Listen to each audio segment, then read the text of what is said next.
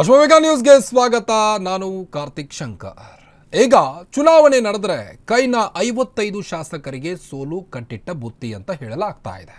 ಸ್ವಪಕ್ಷದಿಂದಲೇ ಈ ಒಂದು shocking survey ಬಯಲಾಗಿದ್ದು ಈಗ ಶಾಸಕರಲ್ಲಿ ಮತ್ತೆ ಡಿ.ಕೆ. ಶಿವಕುಮಾರ್ ಅಲ್ಲಿ ಟೆನ್ಷನ್ ಶುರುವಾಗಿದೆ. ಹೌದು, ಒಂದು ವೇಳೆ ಚುನಾವಣೆ ನಡೆದರೆ ಕಾಂಗ್ರೆಸ್ಗೆ ಬಿಗ್ ಶಾಕ್ ಎದುರಾಗುವುದಂತೂ ಕಟ್ಟಿಟ್ಟ ಬುತ್ತಿ.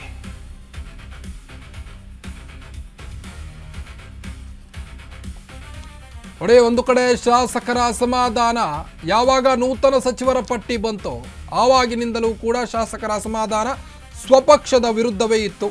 ಅದಾದ ನಂತರದಲ್ಲಿ ಡಿ.ಕೆ. ಶಿವಕುಮಾರ್ ಅವರು ಹಲವು ಶಾಸಕರ ಮನವೊಲಿಸಿದ್ರು, ಅದೆಲ್ಲವೂ ಸರ್ಕಸ್ ಆಯಿತು. ಅದಾದ ನಂತರದಲ್ಲಿ ಈಗ ಒಂದು ಶಾಕಿಂಗ್ ಸರ್ವೆ ಬಯಲಾಗಿದೆ. ಅದೇನಪ್ಪ ಅಂದರೆ, ಒಂದು ವೇಳೆ 2028ರ ಆ ಒಂದು ವಿಧಾನಸಭಾ ಚುನಾವಣೆ ಈಗ ನಡೆದ್ರೆ ಏನಾಗುತ್ತೆ ಅನ್ನೋದರ ಒಂದು ಸರ್ವೆ ಬಯಲಾಗಿದೆ. ಏನಾಗುತ್ತೆ ಅಂದರೆ, ಈಗ ಚುನಾವಣೆ ನಡೆದರೆ ಕೈನ ಶಾಸಕರಿಗೆ ಅಂದರೆ 55 ಶಾಸಕರಿಗೆ ಸೋಲು ಫಿಕ್ಸ್ ಅಂತ ಹೇಳಲಾಗ್ತಾ ಇದೆ. ಸ್ವಪಕ್ಷದಿಂದಲೇ ಶಾಕಿಂಗ್ ಸರ್ವೆ ಈಗ ಬಯಲಾಗಿದೆ.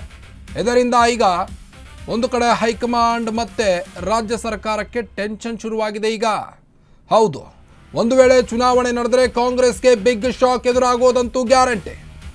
ಕಾಂಗ್ರೆಸ್ ಪಕ್ಷದ ಬರೋಬ್ಬರಿ 55 ಶಾಸಕರಿಗೆ ಸೋಲಿನ ಭೀತಿ ಕಾಡ್ತಾ ಇದೆ. ಈಗ ಸ್ವಪಕ್ಷದ ಖಾಸಗಿ ಸರ್ವೆಯಲ್ಲೇ ಕಾಂಗ್ರೆಸ್ ಶಾಸಕರಿಗೆ ಟೆನ್ಷನ್ ಶುರುವಾಗಿದೆ. ಈಗ 55 ಶಾಸಕರ ವಿಧಾನಸಭಾ ಕ್ಷೇತ್ರಗಳಲ್ಲಿ ಕಾಂಗ್ರೆಸ್ ಸ್ಥಿತಿ ತೀರಾ ಡೇಂಜರ್ ಆಗಿದೆ.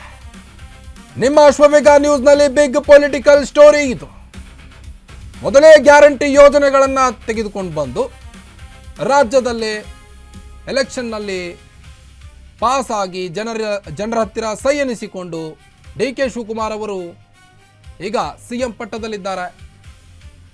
ಗ್ಯಾರಂಟಿ ಯೋಜನೆಗಳಿಂದ ರಾಜ್ಯದ ಜನರು ಕೂಡ ಒಂದು ಕಡೆ ಯಾರು ಕೇಳಿದರೆ ನಿಮಗೆ ಗ್ಯಾರಂಟಿ, ಯಾರು ಕೇಳಿದ್ರು ನಿಮಗೆ ಗ್ಯಾರಂಟಿ ಅಂತ ಒಂದು ಕಡೆ ಈಗಾಗಲೇ ಜನರು ಕೂಡ ರಾಜ್ಯ ಸರ್ಕಾರದ ವಿರುದ್ಧ ವಿರೋಧವನ್ನು ವ್ಯಕ್ತಪಡಿಸ್ತಾ ಇದ್ದಾರೆ. ಹಲವು ಬಿಲ್ಗಳನ್ನು ಪಾಸು ಮಾಡುವ ಮುಖೇನ ರಾಜ್ಯ ಸರ್ಕಾರ ಹಲವರ ಆಕ್ರೋಶಕ್ಕೆ ಕಾರಣ ಆಗಿದೆ. ಇದೆಲ್ಲದರ ಮಧ್ಯೆ ಶಾಸಕರ ಅಸಮಾಧಾನ, ಸ್ವಪಕ್ಷದ ವಿರುದ್ಧವೇ ಅಸಮಾಧಾನವನ್ನು ವ್ಯಕ್ತಪಡಿಸಿದ್ದು, ಅದರಿಂದ ಈಗ 55 ಶಾಸಕರ ಸೋಲು ಕಟ್ಟಿಟ್ಟ ಬುತ್ತಿ ಅಂತ ಹೇಳಲಾಗ್ತಾ ಇದೆ. Shocking survey CM DK. Shivakumar ಅವರು ಈಗ ಫುಲ್ ಅಲರ್ಟ್ ಆದಂತೆ ಕಾಣ್ತಾ ಇದೆ. ಒಂದು ಕಡೆ ಸೋಲಿನ ಭೀತಿಯಲ್ಲಿರುವ 55 ಶಾಸಕರಿಗೆ ಸಿಎಂ ಡಿ.ಕೆ. ಶಿವಕುಮಾರ್ ಅವರು ಸ್ವತಃ ಕರೆ ಮಾಡಿ ಮೀಟಿಂಗ್ ನಡೆಸಲಿಕ್ಕೆ ಮುಂದಾಗಿದ್ದಾರೆ. 55 ಶಾಸಕರ ಜೊತೆ ಡಿ.ಕೆ. 1-to-1 ಮೀಟಿಂಗ್ ಮಾಡ್ತಾ ಇದ್ದಾರೆ. ನಿನ್ನೆಯಿಂದಲೂ ಕೂಡ 1 ಗಂಟೆ ಉತ್ತರ ಕರ್ನಾಟಕ ಭಾಗದ ಶಾಸಕರಾಗಿರ್ಬೋದು, ದಕ್ಷಿಣ ಕರ್ನಾಟಕದ ಶಾಸಕರ ಜೊತೆಗೂ ಆಗಿರ್ಬೋದು 1 ಗಂಟೆ ಕಾಲಾವಕಾಶವನ್ನು ನೀಡಿ ರೆಡ್ ಕಾರ್ಪೆಟ್ ಹಾಸಿದ್ರು. ಶಾಸಕರಿಗೆ ಬನ್ನಿ, ನಿಮ್ಮ ಸಮಸ್ಯೆ ಹೇಳ್ಕೊಳ್ಳಿ, ನಿಮ್ಮ ಕ್ಷೇತ್ರದ ಅಭಿವೃದ್ಧಿಗಾಗಿ ನಾವು ಸಹಕರಿಸ್ತೇವೆ ಅಂತೆಲ್ಲ ಮೀಟಿಂಗ್ ನಡೆದಿತ್ತು.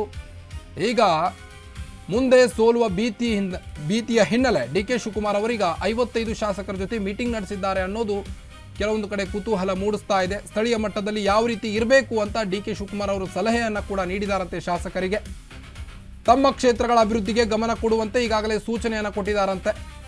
ಒಂದಾದ ಮೇಲೆ ಒಂದು ಡಿ.ಕೆ. ಶಿವಕುಮಾರ್ ಅವರಿಗೆ ದೊಡ್ಡ ಸವಾಲಾಗಿ ಕಾಡ್ತಾ ಇದೆ. ಈಗ ಯಾವಾಗಿನಿಂದಲೂ ಡಿ.ಕೆ. ಶಿವಕುಮಾರ್ ಅವರು ಯಾವಾಗ ಸಿಎಂ ಆದರೂ ಆವಾಗಿನಿಂದಲೂ ಕೂಡ ಅವರು ಸಿಎಂ ಆಗಿದ್ದಂಥ ಮುಹೂರ್ತವೇ ಸರಿಯಾಗಿಲ್ವಾ ಅನ್ನೋದು ಒಂದು ಕಡೆ ಡಿ.ಕೆ. ಶಿವಕುಮಾರ್ ಅವರ ಟೆನ್ಷನ್ಗೆ ಗುರಿಯಾಗಿರುವಂಥದ್ದು.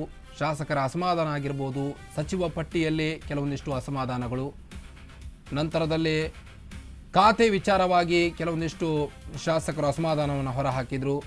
ಇದೆಲ್ಲದರ ಮಧ್ಯೆ ಈಗ 55 ಶಾಸಕರ ಸೋಲು ಕಟ್ಟಿಟ್ಟ ಬುತ್ತಿ ಅನ್ನೋದು ಸರ್ವೆ ಬಯಲು ಮಾಡಿದೆ. ಇನ್ನು ಶಾಸಕರ ಸೋಲಿಗೆ ಕಾರಣಗಳಿವು. ಬನ್ನಿ, ಬಗ್ಗೆನಷ್ಟು ಹೆಚ್ಚಿನ ಅಪ್ಡೇಟ್ಸ್ ಕೊಡ್ತಾ ಹೋಗ್ತಾರೆ ನಮ್ಮ ರಿಪೋರ್ಟರ್ ದೀಪಾ. ಈಗಾಗಲೇ ಚುನಾವಣೆ ನಡೆದ್ರೆ, ಒಂದು ವೇಳೆ 2028ರ ಚುನಾವಣೆ ಈಗೇನಾದರೂ ನಡೆದ್ರೆ 55 ಶಾಸಕರ ಸೋಲು ಕಟ್ಟಿಟ್ಟ ಬುತ್ತಿ ಅಂತ ಈಗಾಗಲೇ ಸ್ವಪಕ್ಷದಿಂದಲೇ ಶಾಕಿಂಗ್ ಸರ್ವೆ ಬಯಲಾಗಿದೆ. ಡೀಟೇಲ್ಸ್ ಕೊಡ್ತಾ ಹೋಗೋದಾದ್ರೆ, ಕಾರ್ತಿಕ್, ಒಂದಿಷ್ಟು ಶಾಸಕರುಗಳ ಏನು ಅವರ ಒಂದು ವಿಚಾರಗಳಿದೆ. ಅಂದ್ರೆ ಪ್ರಮುಖವಾಗಿ ಅವರ ಅಪಿಯರೆನ್ಸ್ ಆಗಿರ್ಬೋದು, ಅಥವಾ ಅವರು ಜನರ ಬಳಿ ಹೋಗುವಂತಹದ್ದಾಗಿರ್ಬೋದು, ಅಥವಾ ಅವರ ಒಂದು ನಡವಳಿಕೆಗಳಿಂದ ಎಲ್ಲವೂ ಕೂಡ ಮುಂದಿನ ಚುನಾವಣೆಗಳಿಗೆ ಸಹಜವಾಗಿ ಮ್ಯಾಟರ್ ಆಗುತ್ತೆ.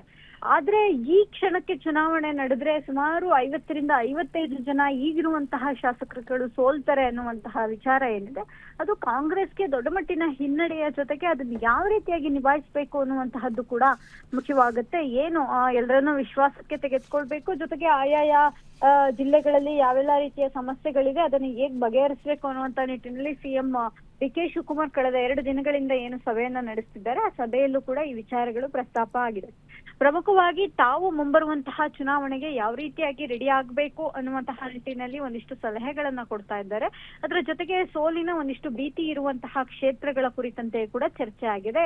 ಆಯಾಯ ಶಾಸಕರುಗಳಿಗೆ ನೀವು ಯಾವ ರೀತಿಯಾಗಿ ಮುಂದೆ ಕ್ಷೇತ್ರವನ್ನ ಬಲಪಡಿಸ್ಕೊಳ್ಬೇಕು, ಅದಕ್ಕೆ ಬೇಕಾದಂತಹ ವ್ಯವಸ್ಥೆಗಳನ್ನ ಯಾವ ರೀತಿಯಾಗಿ ಮಾಡ್ಕೊಳ್ಬೇಕು ಅನ್ನುವಂತಹ ನಿಟ್ಟಿನಲ್ಲೂ ಕೂಡ ಆ ಸಭೆಯಲ್ಲಿ ಚರ್ಚೆ ಆಗಿರುವಂತದ್ದು. ಕಾರ್ತಿಕ್, ಓಕೆ, ಥ್ಯಾಂಕ್ ಯು ತಮ್ಮೆಲ್ಲ ಮಾಹಿತಿಗಾಗಿ ದೀಪಾ.